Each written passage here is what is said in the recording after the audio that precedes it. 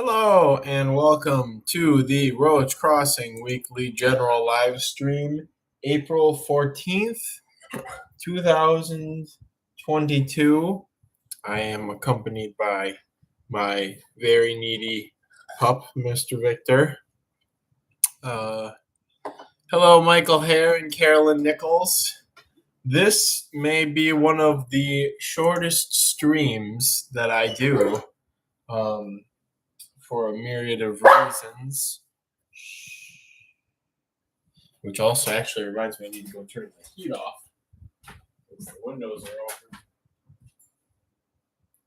You shush.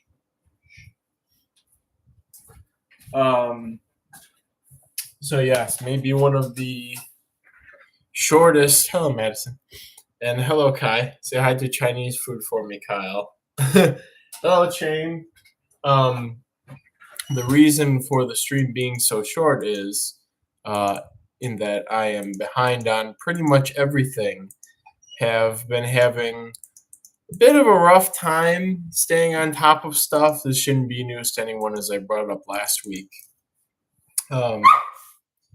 However, part of that is because of what do you want? He probably just wants attention. So part of that is because with the weather being good and the ground being thawed. Sir. All right, come on. You're going to go outside. Come on, let's go outside. Come on. Come on, let's go outside.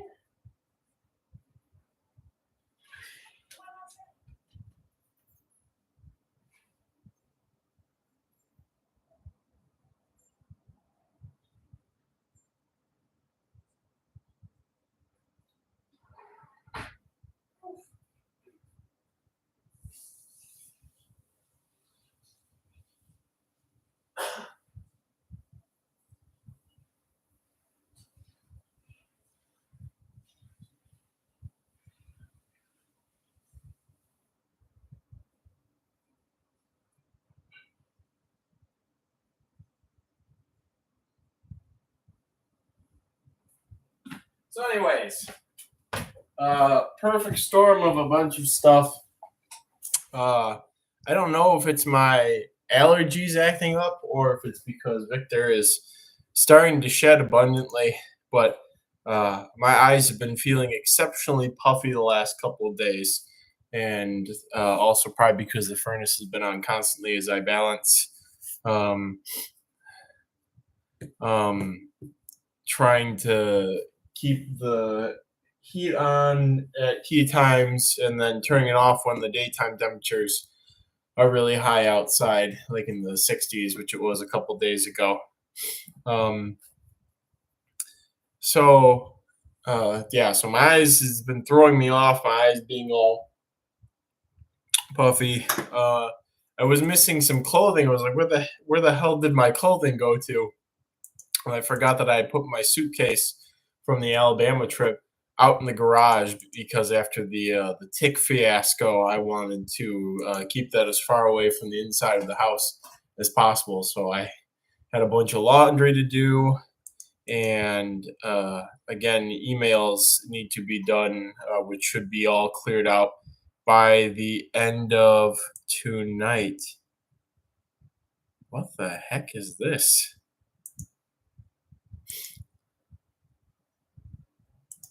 That's very strange. So anyways, so I would like to tackle and get all the emails and stuff out of the way because I will be doing miscellaneous Roach stuff all day tomorrow, except for a brief stint where I will be going and looking for some things to eat all the snails that popped up in one of my tanks. What is this?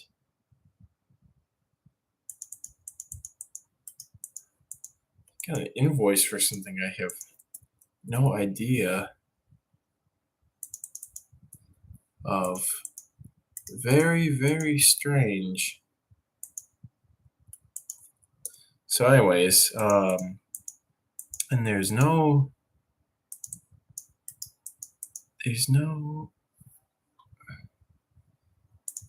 There's no reliable email address associated with it either, which is very weird. So anyway, so anybody who's waiting on emails to be done, they should be done by the end of tonight, since that's going to be my grind after this. It could be a scam. I'm really, really, really interested what this is. Why I got this invoice from an email that I don't have on record, a name I don't recognize. The only thing that ties it to anything having to do with me is in the items list on the invoice. It just says Roach purchase, but if they're purchasing roaches from me, then why would they send me an invoice? Unless they meant to send me this money and accidentally, instead of sending me money, send an invoice request for it. So yeah, there's a lot of moving parts going on, but fortunately, I no longer have to put Victor on the tether. The yard is fenced in. There's a couple of my beds that I still have to fence off so that he's not inclined to go running around. Don't, if you pay it, I'm invoicing you too. Let me take a moment to just greet everybody here. See who's in the chat. I see Kai and Madison and TJ. Good to see you, TJ. I'll touch on your stuff in a little bit here. Chris Snyder. Good to see you too. It's good to see everybody. Again, unfortunately, this will be a shorter week. But some other big news is, and the lighting's pretty good right now. Fortunately, still haven't. While I'm looking at my lovely face here, I still haven't gotten a good electric trimmer. And oh my lord, do I hate using a regular razor? I just hate being all clammy afterwards. It's one of the worst things in the world, and it just feels like that feeling sticks with you, like for longer after you've done shaving with a blade razor. Not just a single blade, but multi blade. The current the typical razor things. So still waiting on that, but I might try and see how long I can get this, though. Also, I've never actually really fully grown out my facial hair. I'm curious how ethnic I'll look if I do. You'll blend in perfectly in Florida. So the yard is fenced in. So it is, as of this moment, should be Victor escape proof. So with that being said, he is able to run around and explore and go hang out with all the animals outside, instead of being on the tether, preventing him from escaping and cavorting in the neighborhood. And my beds, at least one of my beds, is fenced off, so that will prevent him from digging in, destroying that as well. Some eggs, hello, good to see you. It's I don't think you were in last week's stream, but I brought up that I was hoping you'd be. Michael Harris has started a culture of Cylindroiulus ceruleocanctus. That's a long Latin. I hate how convoluted some of the millipede Latin names are, like the Helicothormorpha horstii and ceruleocanctus. Let's see where those are from. They look pretty nifty. Is it a julid? It's a julid. It's a julid, I see. There's a big julid or parajulid we saw in Alabama. I don't think we collected any or many of them, though. I know I've had a couple of those pop up and accidentally breed in cultures. And there comes the sunlight. I'm just going to lower that just a wee bit. That should be fine. Again, I like the natural lighting. I spent all winter in the dark, and now I can actually see the sun. Of course, is blaring in my eyes. So, hello, Carolyn Nichols as well. So yeah, I think I had them pop up and have had them pop up a couple times in bins before I had my leaf sterilization protocol down. And I think they primarily ate leaf litters, like oxidus tend to do. So anyways, what was I talking about? The dog. The dog is no longer able to escape. My beds are all fenced off, or the big most important one is just makes my mouth look gross. I have the light right there. Okay. There we go. Just a sliver for now. and the others will be done in the near future. I have all the fencing, I have all the posts. I just have to go out and put the rest of it in. So that's that. Front yard's gonna get cleaned up probably Saturday when Will and Brandon come over to visit after we do our stewardship Saturday at the interpretive center, and that should do it for the first round of yard work and stuff I have to do this year. The weather's just been so crappy. I mean, it's been nice, but the problem is all the forecasts say that it's just gonna get cold, and then it's gonna get warm. It's gonna get cold. There's no consistency. Like for the next couple days, we're looking at high 40s during the day, and possibly below freezing at night on Sunday. And I don't like that. And then next Thursday, looking at getting into the 60s, and hopefully the weather finally breaking for the season. So looking forward to that, and I can get all my plants planted, outdoor projects going a lot easier instead of having to sit around and worry about it. So yeah, that's all that's up with some things. Pest. Um, that's what's up with some things. But diving into some bug stuff, because a lot of the other things has just been me trying to stay on top of everything. There's the expo on Saturday. There's the expo on Saturday. It was a very good expo for me, fortunately, and very tiring. I feel like every time I take less and less stuff to expos, the better that I do. So I may just continue the trend of just cutting down the inventory that I take with me because it seems to work. I think people get decision fatigue with some stuff, and that may cut into their desire to purchase things. Because if they see a bunch of stuff on the table and they have a vague idea of what some of it is, they're less likely to stay and look around for something they want, versus there's something remotely similar to what they want. It's right there. It has a price tag on it. They don't have to look through a bunch of inventory. They're more likely to be like, oh, yeah, I should probably pick this up now. So, anyways, moving on from that. TJ sent me a lovely box this week on accident. Again, I was trying not to receive stuff this week because of my busyness, but it is totally fine, TJ. Let's see. Stuff that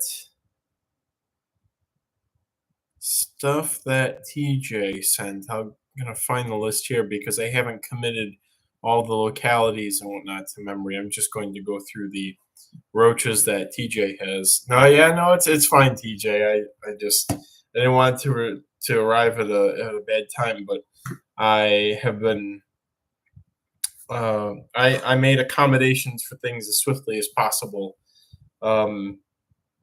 So some roaches. I'm gonna just go down the list that TJ sent me in the text here because it'll be easier. Because again, I don't remember half the localities and some of the stuff yet. It's not been put into the vault. Dryma planita semivitata, or is it semivita, or is it semivitata? Maybe I saw it misspelled too many times in my youth. Species file. And semivita, or is that a misspelling or a bastardization of something? Dryma planita semivita. Ha! TJ, you have made a typological error. It is semivita, according to the cockroach species file, the Gisborne cockroach. Anyways, TJ has sent me these. This is a species I have historically done horrible with. The first ones that I had, maybe I got around 2011 or 2012, and I was unable to get any babies out of them. They were ooths themselves when I received them, and I was unable to get any babies out of the ooths that I received. And I don't really know why, because thinking back, the husbandry seemed to be pretty spot on with being relatively dry. And that was also my parents' house, where everything tended to be dry, so I was watering things lightly and more frequently and whatnot. So I don't know why they just didn't do well for me that time. Second time was when I had things going on a couple of years ago, and they were, basically slated for extinction under those conditions. So, but this time, they'll be going in a 5.5 gallon tank. I'll probably be treating them a lot like my Analacta and seeing how they do, since they're very dry, except for maybe like a barely moist corner. I'm gonna go through the chat and look into things here really quick. I love the look of those roaches. How large are they? They're about the size of Blatta orientalis, maybe a little bit bigger and wider. So what's that, like over an inch? Maybe an inch, maybe just a touch over an inch. So they're medium-sized roaches. They're polyzosterines. They're like Eurycotis. There's a lot of polyzosterine diversity in Australia, and it's something that they share. One of those unique faunal links they share with the Americas, indicating that the continents were once linked at some point in history. And so, you find polyzosterines in Australia. There might be some in Southeast Asia too, in other parts that aren't like Australia, New Zealand, etc. Proper, more the Australian continent plus. And North America and South America have their share of polyzosterines, and that's all those other pretty roaches that people have been fawning over for a long time, but nobody has been able to get, like the Polyzosteria michelii, and a bunch of other stuff. There's a lot of very pretty polyzosterine roaches in Australia. So that's how big the dry mouth Plinidae semivita are. I keep trying to put an extra ta at the end of that name. Yeah.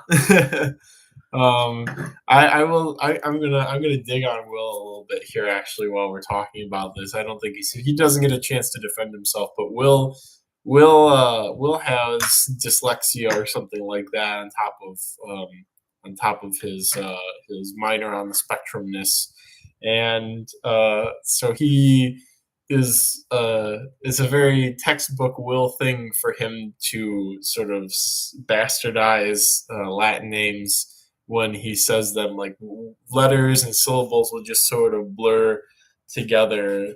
Like, I'm trying to think of a really good example. The Dinocyrus arizonensis. Will had this habit of saying here I go stumbling over my words, of saying Dinocyrus arizonesis, just like completely omitting the en and whatnot in there, and I don't even know if he's fully corrected it, by force of willpower. But yeah, so I always give him flack when he messes up Latin names. Like I mean, everybody gets a pass with them because you can only know how to pronounce a dead language so well. But there'll be parts where he'll just be like, words will be flipped around, or letters will be flipped around, and consonants will be in weird places, and I love to give him flack for that. No hard feelings. So, husbandry is marrying your roaches. Lord knows some of us are already there. Hello, Smack. Good to see you pop up as well. Anyways, moving down the list, I'm going to save the most exciting things, in my opinion, for last in terms of the roaches. I mean, they're coming up pretty fast anyways. Baltovilus, the vile cockroach. It's a relatively, I mean, I'm going to be frank here. It's a relatively dull-looking cockroach in the genus Balta. It does not hold a candle to the closely related Balta notulata, which is beautiful at all life sizes and stages. Nor does it have the, to me, redeeming quality of Latibotella renai, where I've seen Latibotella renai in the wild and have that appreciation for their adaptation to their habitat and their very flattened bodies and all that other stuff. But they're very similar to Latiblatella reni, but without the charm of me having seen them in the wild and sort of knowing the full, picture, seeing the full picture, knowing the full story about them. So TJ has produced some captive babies of those, and I think they're like first through third instar ish that I received, and so those should be a pretty straightforward thing to get going since Balta Nocciolata is doing extremely well for me. And I think I've kept Violas before too. I can't really remember. I know I had tried Nocciolata before. TJ, while you're here, in your box, I did not include Euthlastoblata species Ocala because I haven't had a very good hatch out of those, and I'm wondering if it's because the eggs, I've just started to get a hatch, and the eggs take a lot longer than the species Everglades that I have, since they were both laying at about the same time, or if it's because the dryness of the air in the enclosure was discouraging the eggs from hatching, as Alan has said that Aglauterix and Euthlastoblata ooths will apparently delay hatching if they're too dry, and then when rehydrated will hatch, months later after having weathered out the poor conditions. But I have gotten a couple of them to pop up. But here's the thing: they're still adults, and there are hundreds of ooths. I wouldn't be surprised if there were 300 ooths in there that were all laid over the course of the last couple of months since I had started getting adults. And of course, more ooths are being laid too, and the air humidity is starting to go up here.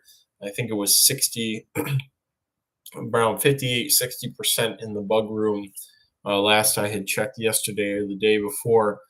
And so that means I need to start cutting back on watering things, but it also means that if ooths are having problems hatching because it's too dry or something like that, that problem should start to become a non-issue soon.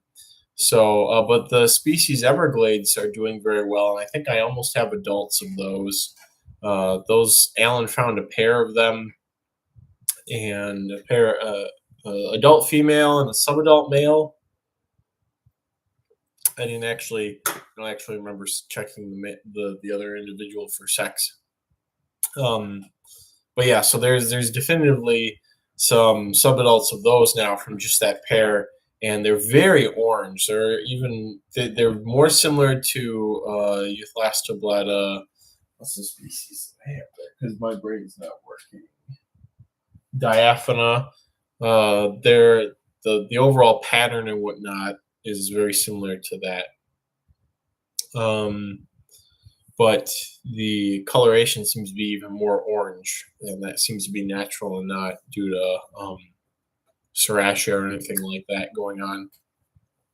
So anyway, TJ box of roaches, Balta violus, Drymoplenia semivita, Perispherus punctatus, and here I'm really hoping that I don't screw up with these. Another of the Perispherus species. I do have a very small, I don't even know if you can call it colony. I think I have 2 adult females and whatever babies that have been trickling out of them the last couple of months. So another Perispherus species. And TJ says that the adult males live a very long time. So maybe this will be easier to continually propagate than Pygmaeus has been. Does Serratia actually kill roaches, or does it just colonize or manifest itself after roach death? So Dr. Appel and Alan and Will and I were talking about this. Serratia can infect living roaches and live in their cuticle. And some species, and it can be usually an initial stressor will cause it to flare up in a colony, and then it can be very difficult to eradicate or to suppress after that. And so it causes the exoskeleton to become sort of a reddish orange color. In some species, in my experience, there seems to be a noticeable decrease in their fitness. So Bursatria seem to have a fitness decrease. Maybe Hemiblabra do as well. And some species tend just the overall health of the colony and individuals seem to be completely unaffected. An example of that would be Eublabrus CF biolii. The 6 spots seem to be completely unaffected by the potential negative effects of the Serratia infection. So, and it will infect the dead individuals. You can see it on, discarded pronota and whatnot, as you say, some eggs from dead individuals. But living individuals seem to be able to be colonized by it too in their exoskeleton. And that's, Dr. Appel had also brought up a yeast. I don't think they ever fully identified it or something like that, but it was a yeast or fungus that will infect roaches and basically turns them into sort of liquefies them. And Alan and I both realized that this is something that had happened to the Pycnoscelis, the weird Pycnoscelis, probably surinamensis from Florida, from the papaya fields. We were both having problems just getting them to live, which you shouldn't have with Pycnoscelis. And so we suspect that it's from this yeast or whatever that may have been applied to the fields as a pesticide, but it will just cause the roaches to just sort of liquefy. The insides, at least. The outsides, they remain intact. And I've seen it in other captive individuals. It seems most common in species that have just been brought in from the wild in some capacity. So where was I going with this before? The Pyrospherus hopefully will be easier than Pygmaeus, because it would be nice to have those going. I'm doing quite well with Pseudoglomerus. I will show these off. I'm doing well with the Magnifica, but also with these Tarsalis that Ty Randall sent me a group of maybe 2-3 months ago. This is my little setup for them here. I'm going to see if any of them are actually out. Usually, a couple of them tend to be on the sides. I think there's an adult male who's just sort of walking around. Yeah, there's an adult male. So these guys are doing quite well, growing surprisingly fast, and have not been very picky at all about their enclosure conditions. And I wouldn't be surprised if I had babies within a month and a half in here, because there seems to be both adult males and females now. So many discarded body parts from the molts. The Perispherinae molts just stick around forever. They just put so much effort into making those molts. So hopefully, thanks to TJ, in large part, we will have a wider selection of Perispherine roaches in the near future. Oh, it wasn't some egg says I remember that I ate a Glabrus giganteus ooth. No, it was a Discoidalis ooth that I ate. I wouldn't eat a giganteus ooth because I don't want to impact the colony that much. That would set a colony back quite a ways, because there's not too many adults in my giganteus colony. It was actually very tasty. I could actually see that being a regular ingredient in things. It was like butter, basically. It was very delicious. And yes, Tennyson, those are the Pseudoglomerus tarsalis have the caraci are gold, and I think the palps are also gold. They're very pleasant looking roaches. I do like the gold. Definitely makes the whole aesthetic for me personally. Can you mix hiss and cockroaches? This brings us on to our next points we're getting to here. You shouldn't. And I would, for years I was telling people what I thought were safe hisser mixes. And then eventually found out that different genre of hissers could actually hybridize. So Ailuropida is fertile with Gramphidorina or with Princessia. I am certain they're all cross compatible. Now, Leptorina is probably the outlier, being not compatible with the others. But who knows? Who knows? We could be wrong about Leptorhina levi-gata even being an Leptorhina. It could be a Gromphidorhina complex species for all we know. Somebody needs to look into that. I'm a redneck, says Chris Snyder, so I only eat non-gross food like steak, veal, groundhogs, and possum pot pie. The reason they're named Tarsalis, says TJ, is probably because they're yellow tarsi. Yeah, I didn't notice if the tarsi were yellow or not, but now that I think about it, they do look lighter than the rest of the body. But for me, since I'm usually seeing them dorsally when I'm checking on them, the thing that sticks out is the Cherokee being golden.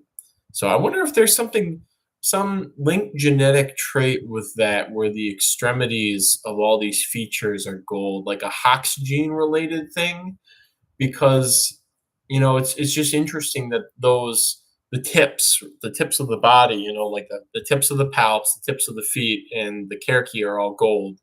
I'm wondering if maybe there was some need for that from an adaptive perspective, but for one of those, and then because of however that trait works in Hox genes or whatever, if it just ended up getting basically painted across all of those extremities. So we're talking about the we've got the intense hisser mix discussion going on here, and to add on to that, some other things that TJ sent me. I love everything that you sent, TJ, but my favorites out of this, I'll start with my least favorite of the favorites, the Gromphidorhina species unidentified, which I had a maybe around 2012, 2013, and I was fairly convinced that it was an Oblonganoda portentosa hybrid. They came out of Europe originally, and physically they look very similar to both of those species and to hybrids of both of those species.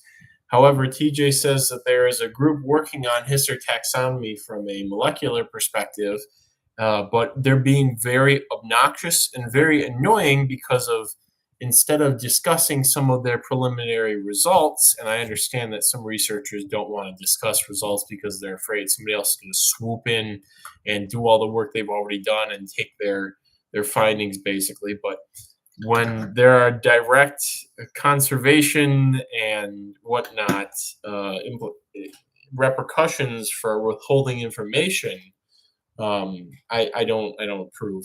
So I wish that they would just give us a straight answer. But basically, they've been very cheeky, and this is all from what TJ's been telling me, with giving us a straight answer on what these species unidentified are. They said something like, "Oh, it's a little disappointing what they are," but they weren't. But it seemed like maybe it was disappointing because they think that they're a pure portentosa line or something like that.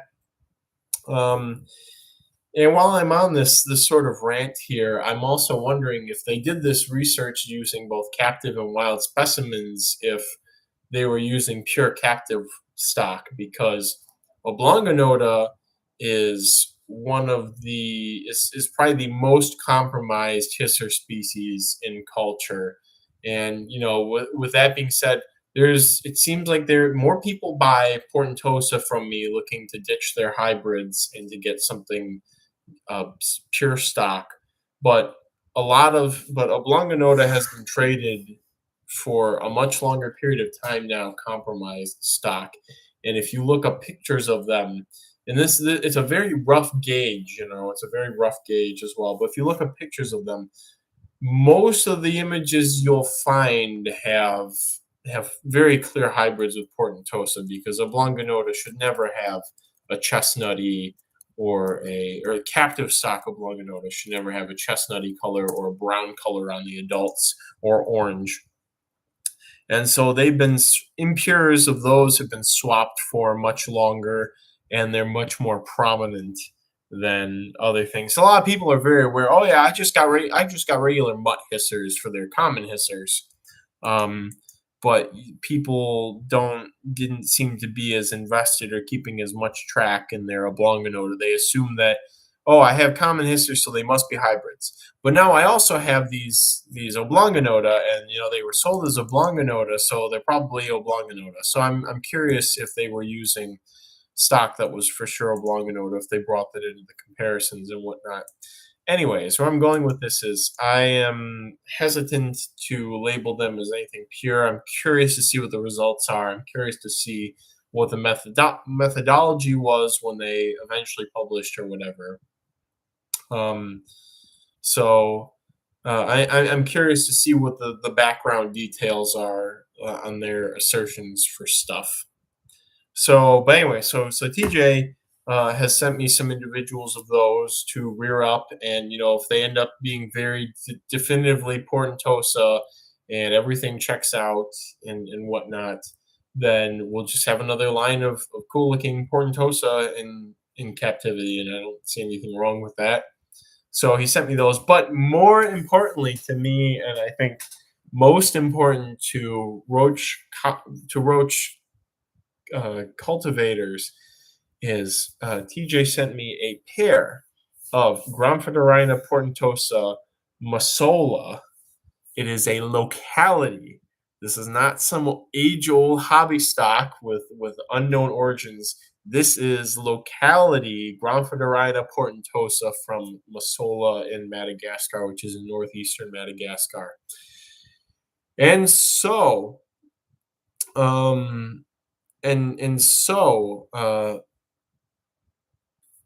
we have locality hissers now. It's the first one out of, well, no, actually, Elliptorina davidi is the first locality hisser that we have. I have to go peer through my emails to find out where the guy from University Hamburg collected the original one female. All Elliptorina davidi in culture all across the planet comes from a single female collected under a palm frond.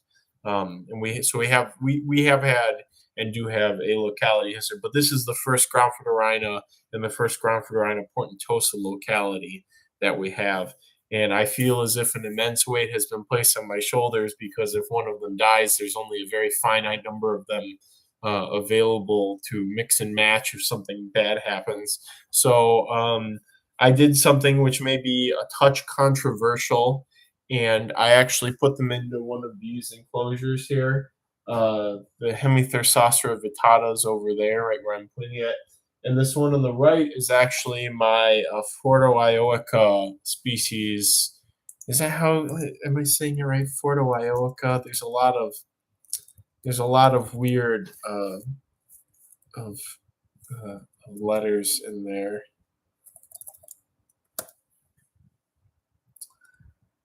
Fortioica.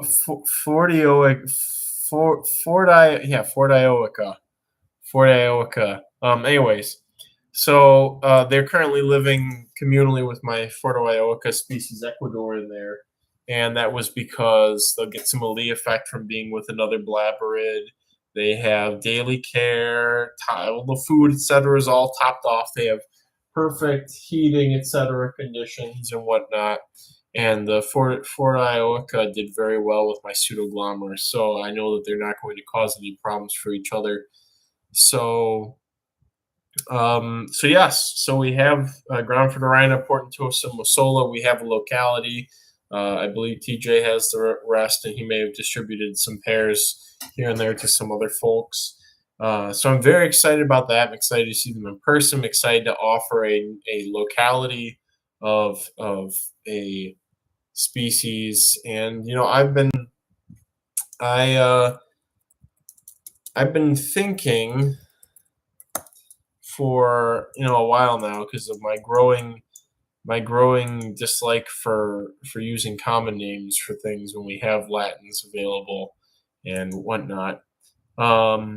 So portentosa has been called the common hisser or the Madagascar hisser, but it's kind of like the Cuban burrowing roach situation, where it's like Bersatria is endemic, the genus is endemic to Cuba. Calling it a Cuban Cuban burrowing roach is just sort of, the genus is basically the Cuban burrowing roach is the species. I mean, people have been listing those by species for a while now, but common hisser does not do justice to the fact that their peers are not very common.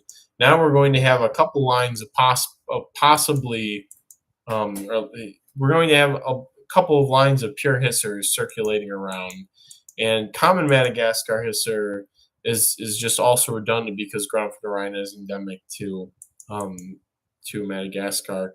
But the Latin portentoso, which is where portentosa comes from, is transliterated as an adjective meaning wonderful or marvelous. So I'm wondering if eventually I may go off renegade and start listing them as wonderful hissers or marvelous hissers or something like that to sort of dissociate them from the riffraff of all the uh, other strains. Well, in Madagascar, portentosa are one of the most, if not the most common and widespread Grumpfdorini species.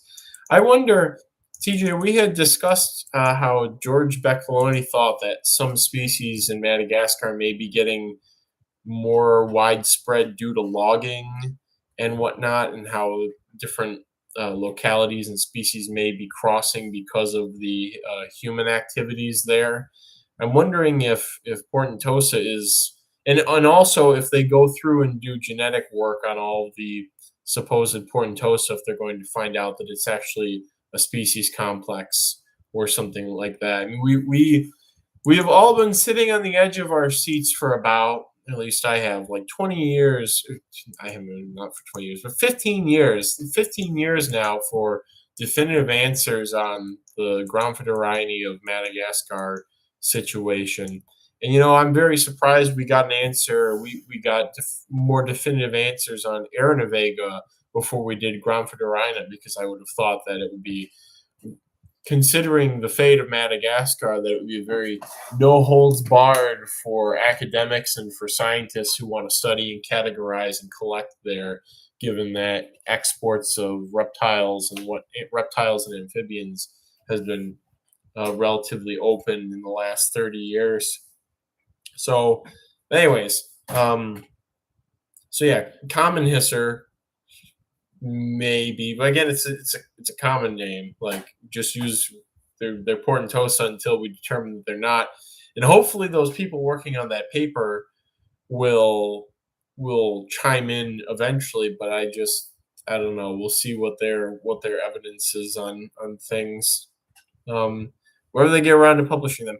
This is another thing, though, is actually, and I could pester them. I'd have to go back into the emails and really dig through it. But there was a University of Singapore who, back around 2014, bought a ton of dead stock from me. I euthanized the roaches, send them, because they were doing a huge cockroach phylogenetic study, and they needed representatives from all these different families and whatnot.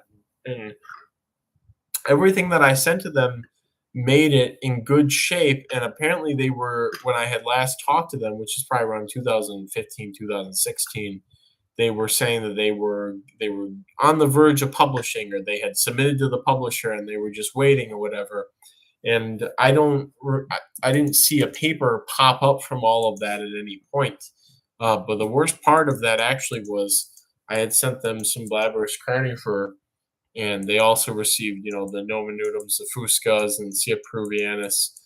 And here I was waiting for, okay, we'll have a phylogenetic answer to this age-old question too, of what's going on with this situation.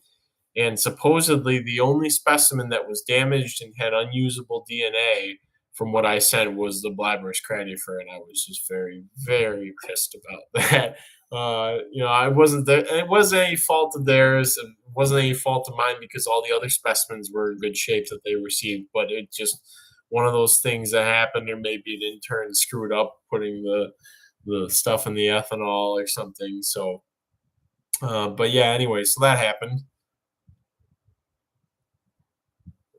And again, I guess Heidi Hopkins had her graduate or doctoral research with the Aranavega to do all that publication. So, Alan, go do some grad work and go to Madagascar and describe all the hissers. and beat that lab who's holding on to the phylogenetic data for whatever reasons. um, oh, and last but not least, so that I'm most excited about because I feel like this Masola Groundfederida Portentosa pair, this is a pretty good shot. I feel like this is the best shot at getting a new strain, and for all we know, species, because who knows if the old Cleveland stock was compromised by something in the distant past 30 years ago or whatever. We have pure wild caught hissers now, as pure as they can be from Madagascar, common hissers, and that's very exciting. And I feel like because of how fecund Portentosa tend to be, that this will be very straightforward, and we will get a colony going. One of the people in the U.S. who has them will get a colony going, and they will be available in perpetuity, full stop. Now, the other thing, which is the last but not least thing here, also is. TJ also sent me a pair of Princessia van Rierebecki Andromeda. So we may have made extinct the old captive line of Princessia. It may have happened. So with that being said, I'm very, very critical of pure lines perhaps being left. I do. TJ got some of the old Cape Cod Roaches stock. That one seems to have the most promise. And Dan Greiner has acquired a colony of what was believed to be the old stock of Van Rierebecki, what used to be traded alongside Big, which was the name for the other line. There wasn't really any difference between the two lines. But when Dan showed me his colony around Christmas time, and they were doing well, and I got very excited initially when he opened up the bin, because a lot of the larger individuals were very on par with my recollections of what my colony of Princessia was looking like when they were doing well. And I got very excited. And then my eyes started darting around a little bit more, and my excitement started to lower because there were more solid black individuals than I remember. And it wasn't a very clean solid black as I have seen once or twice in the tiger hissers, in the regular tiger hissers, where it's you get an individual that's an aberrant, and it's just one or two in the same litter, and they're just black their whole lives. They're born very dark, and then by the time they're like fourth or fifth instar, very solid black coloration. They eventually mature into a black adult, and so that's what I was hoping for. But the black individuals that had popped up in Dan's colony had more of a muddied color, muddied black. It wasn't quite as crisp and shiny as I recall aberrants that popped up in the tigers. And tiger hissers and vibrants are back and forth on whether they're the same species and whatnot. And again, we need to this work needs to be done on these genera to find out what the exact relationships are between the wild stock and then, of course, between our captive stock. But anyway, so the entity known as the tiger hisser and Princessia may very well be the same based on some morphology. I am not 100% convinced based on husbandry and how, and they could just be different strains from different places and whatnot too. But anyways, where I'm going with this is I was not convinced by the purity of the stock that Dan currently has that he reacquired. So I was not very convinced by that. And so with that being said, I am the Cape Cod Roaches stock that TJ had sent me that is now mature. I am optimistic, but I am skeptical. And so we'll just see how, if I get a colony of that established over time, how things end up looking. what I also did with the stock that TJ sent me is I do have one adult male of the original pure Princessia stock, which for me originated from Dexter Dabson in California. And I do have this one big monster old male. I think he's probably going on 3 or 4 now. And I took one of the immature females that TJ sent, and there were only 2 or 3. So there's a bunch of males and like 1 or 2 females in the main colony. So I took the female that one of these immature females that TJ sent me, and I put her in with him.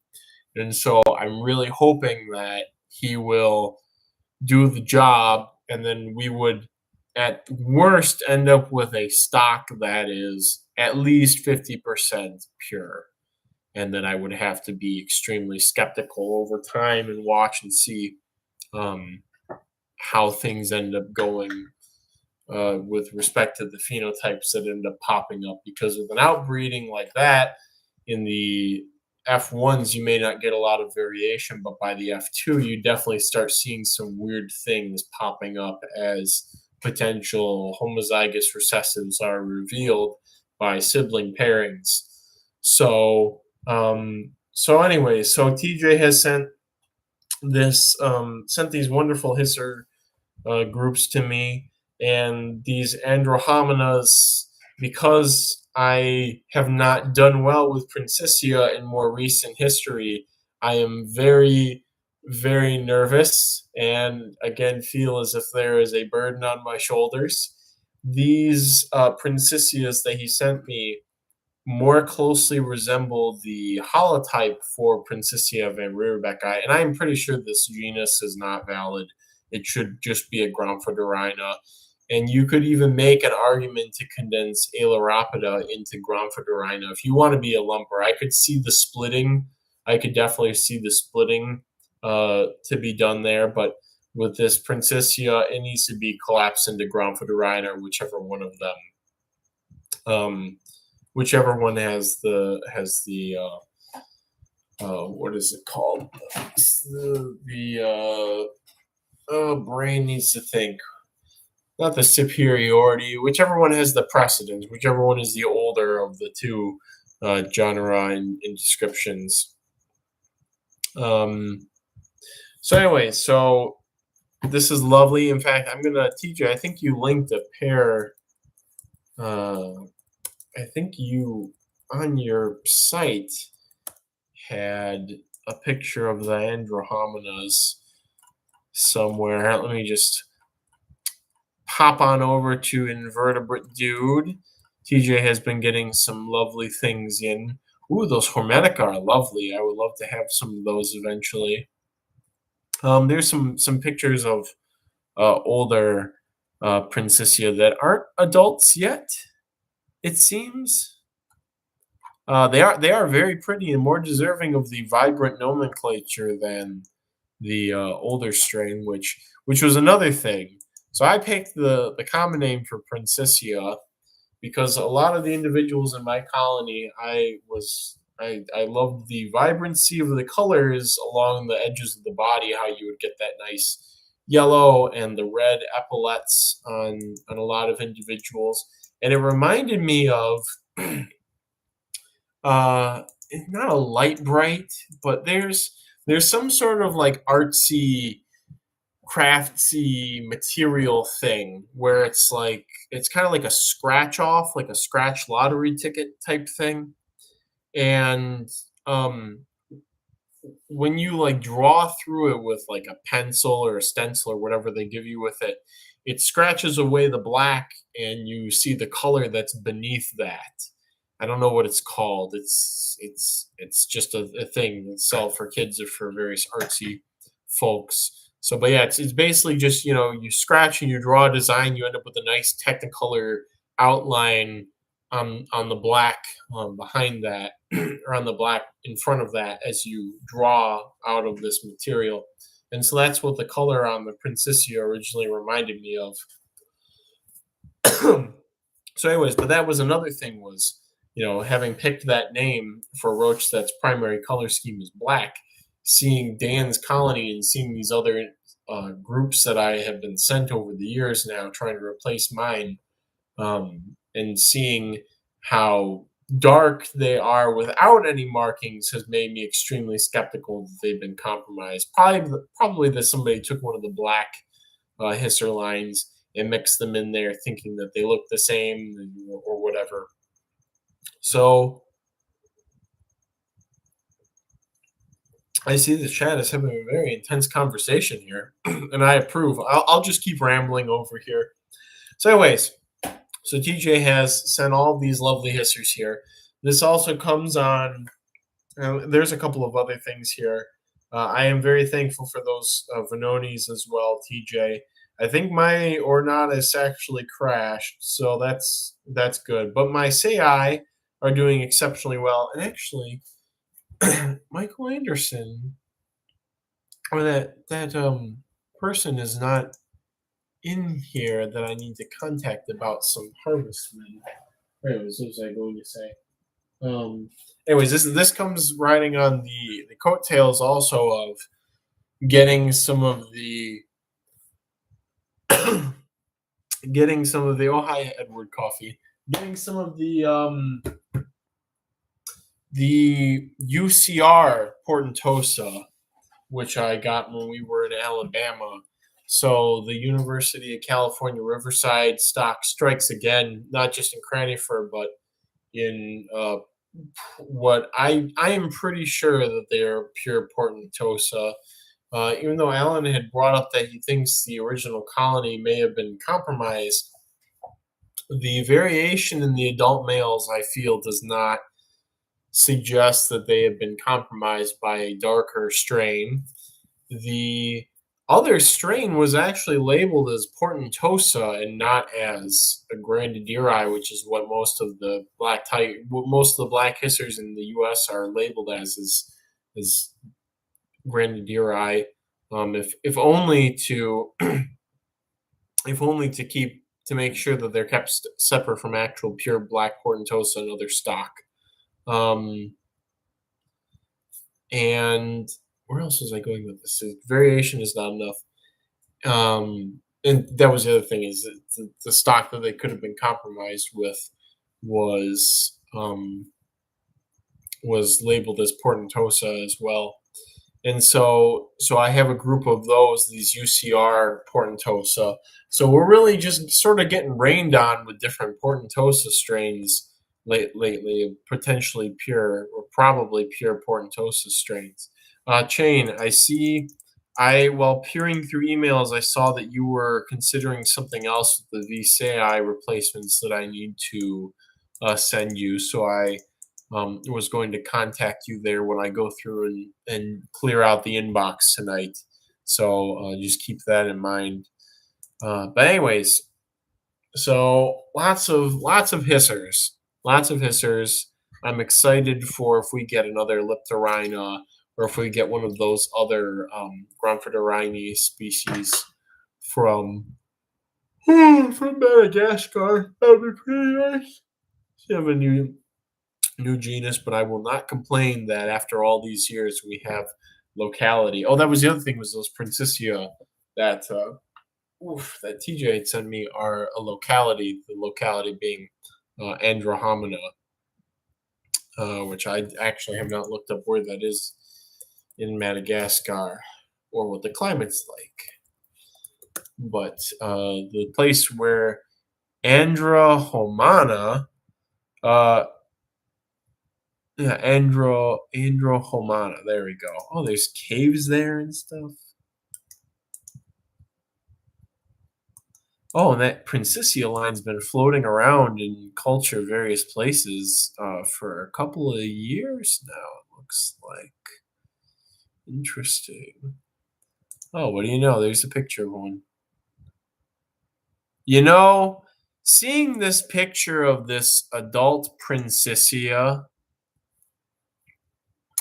Princessia van Rebecca Andromeda, and it looks like the person who labeled them, it's actually misspelled. It's Andromeda, maybe. But you know, it really looks very Aileropida-like. Just the way the body's held and the angles of the pronotum. It looks like if you took a Aileropida and instead of squishing it, you kind of like pulled the 3D model apart and expanded some of the features. So I'm curious how that's gonna apply. My lord, is her taxonomy a mess? My lord. So yeah, that's where we are. We have a bunch of pure and impure hissers, and hopefully our numbers of pure and traceable stuff will continue to grow. And to add on to all of this, um, I have a couple of Portentosa projects I'll probably end up releasing by the end of the year. Things bred for size and different colors and whatnot, similar to Dan's LLE Mahoganies. So, and what is this? We have some discussion of something. Oh, Liptorina cocarelliana are in the highly mostly Russiadium, but they'll make it to Europe eventually. We hope they make it to Europe, the rest of Europe eventually. We'll see how things continue to go with the Russia situation. Black and white harvestman. Tennyson, what species of black and white harvestman are you talking about? Yeah, those Cocarelliana are quite pretty looking. Honestly, look a lot like the pictures I'm seeing. They look a lot like Javanica. Oh Lord, I really hope that our Javanica don't end up actually being like a mixture of species or something like that. Any pictures of the nymph morphology? I wonder just how many of these are actually valid. Here's a picture that seems to show in your pure hobby hisser key seems to do a good job of showing Cocarelliana as very distinct from Javanica. So, but I wonder because of the variation in Javanica. I can also, I mean, they may actually just, one of them may actually just be a invalid species. I don't know. It's just the best we can do is keep track of the keep track of the localities and strain information for everything. Oh, the Dalquestia formosa. Is somebody selling those right now? Or am I planning on getting some of them? Yes, Tennyson. If I could ever get these, I would definitely get them. The closest thing I may be getting is another starter of a Eumesosoma species.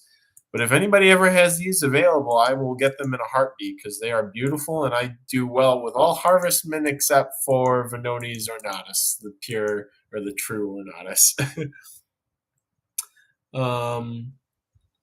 Bugs and cyber sprays. I have to ask Peter if he's gonna have any available. Well, they're in Arizona, so that would explain it. But yeah, I need me some of those. Should be just as easy as Sai and whatnot. Oh, they're so pretty. I need them. Somebody go find them available somewhere. Somebody else brought up something. Pseudoglomerus Inea. Let's see. Pseudoglomerus Inea. Can't seem to find a picture of those. Or am I misspelling it? I'm probably misspelling it. Iria, okay. No, I definitely misspelled that. Iria. Oh, okay. I need to see who's got picture mirror spot roach on Reddit. Yeah, that's pretty. It's a little underwhelming relative to Magnifica, but I feel like that's how everything Magnifica's the standard. So, but they're still a pretty roach. I'm more curious to see how the sort of what appears to be a bloom on parts of the female's thorax looks in person. I do really love how smooth the tarsalis look. They're just such a crisp black, and again, they've got the little yellow on the cerci and palps that sort of bring the whole dark aesthetic together. He recently posted ours, and he also has patternless, Sei or Anada. They're just orange pretty much out. Sei would be that far west. Jaden Harara was selling Dalquestia. How do I get in contact with this Mr. Jaden Harara? Because see now that Formosa species that isn't even from Formosa, just like the Formosan sand roach, which I don't think we ever got a full answer on that. Although there's another roach enthusiast by the name of Mark who spent a lot of time trying to track down what the real origins for the Formosan sand roaches was, and he came up with a couple of plausible explanations, I think, but I don't think anybody ever got a very exact answer on things. So, but yeah, Jaden Herrera, maybe he's in my emails if I plug that in here and see. Messaged me a while ago. Let's see. I'll send him. I'll get a draft going for an email. Without question. Let's see. Available. All right, just to get my foot in the door. There's a stagoma, small armored harvestman. Who sent me? I still have the harvestman. The ones from Alabama are doing fine. Samson had sent me some harvest minis, as he was calling them, from his area, and they're smaller than the stignama, and they're doing well. And I think when Will and I went through the enclosure, we found evidence that they were breeding, but stupidly slowly. I think we found one immature individual. And in that enclosure, I had no idea what they might eat and figured they might be. Isn't there one that eats as a snail specialist or something weird like that? But anyway, so I put some glass snails and some Subulena octona in there, which are now also breeding, and also fruit flies as an assurance policy. And so I'm wondering if they'll actually establish if they can find what they need there, or if maybe they were immature when I got them, and that one immature that seemed to be the result of breeding was just one that I couldn't remember the size of, and now the other larger ones are actually sexually mature adults. So, so yeah, it looks like we're coming up on the hour mark. We're past the hour mark here. So again, I need to go and do emails. Hopefully next. Oh, one more important announcement. Hopefully next week's stream will be longer and even more engaging, etc. But I have found someone who would like to do part-time work here. He is a friend of Brandon's and wants to get some odd job experience, and I can't think of a better place for him to get some odd job experience than here. So he will be starting, I think we talked about next Wednesday, seeing if he'd like to do the work, and he wants to just get more sort of eclectic knowledge about stuff. So we'll see how that goes, and if it goes well, then hopefully I will have less of a time crunch into the coming weeks and whatnot. And so yeah, I'm excited to see how well things go. You're seeing Brandon and Will on Saturday for Stewardship Saturday at the Interpretive Center, where basically all of us met, and so that should be nice and special. So with that being said, everyone, I hope you've enjoyed this stream, and I hope the next week's can be a little bit more relaxed. And with that being said, I'll see you all next week, and may your cultures be ever bountiful.